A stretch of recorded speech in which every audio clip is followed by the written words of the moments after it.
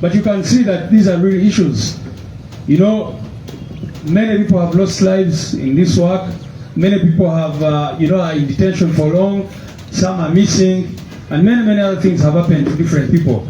All of you know people have lost livelihoods, like the police officers who were, guarding our president when he was in the campaigns. And as you all know, those people were illegally, chased or dismissed from the police force. So you can imagine what is happening to their families. Of course, we demand for justice even for those police officers who did their work, and this is what happened to them. You all know that our deputy president in charge of Uganda is in detention. We were at the court the other day to follow up on that case. Thankfully, the juveniles, the two children, were released on bail.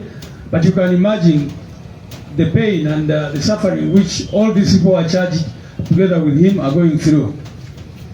Of course, talking about Butambala, you cannot fail to talk about the 7 people. According to some accounts, there are even more people who were killed at the home of Honorable Mwanga Chivumbi. And there is nobody who has been charged with any offenses related to those murders.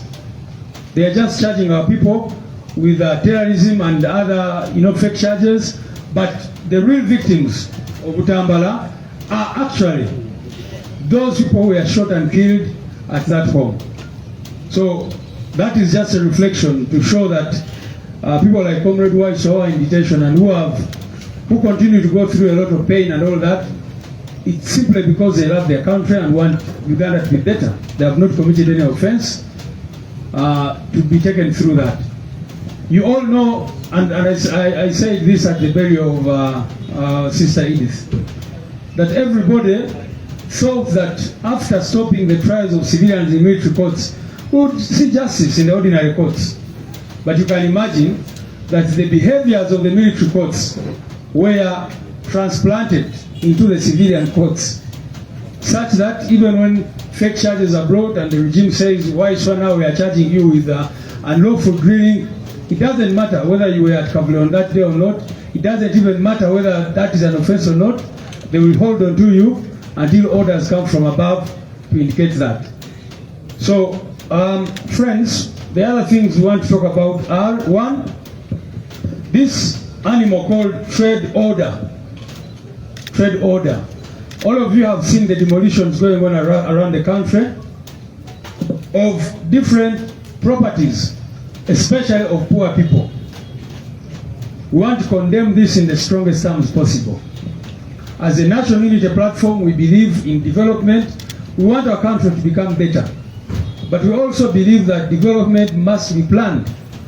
You don't wake up one day, give people insufficient notice, and then come and start demolishing their property.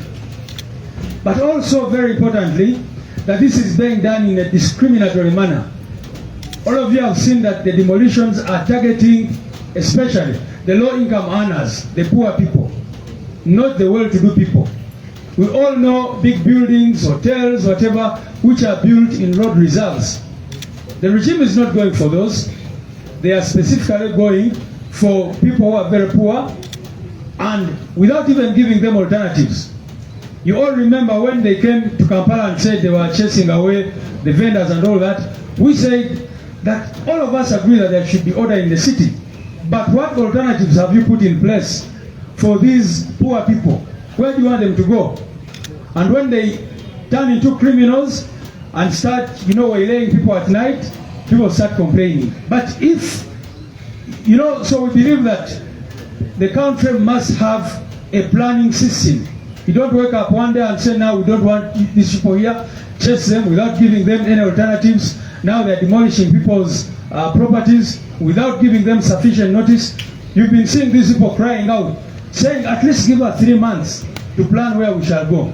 But they come and say within 3 weeks. That is if they've given them a lot of time, because sometimes they give them only 3 days. And they come and demolish all the properties of these people. So we condemn that in the strongest terms possible. And as a National Unity Platform, say that we stand with the local people, with those poor people across the country who are going through these things.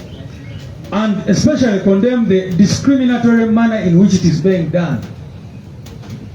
We believe that people must be equal before and under the law. You cannot wake up and start doing things the way you want. Number two, all of you have so far seen General Museveni giving out 100 million shillings. They said they are given them 20 and they are going to give them more to members of parliament of the NRM who were at Shankwanzi. Should we also shame? Should we all say shame? It's very, very unfortunate that, you know, initially, you remember it is the NUP which first broke the story of 40 million shillings in the last cycle. And everybody was shocked. Parliament came out and said, no, this is a lie.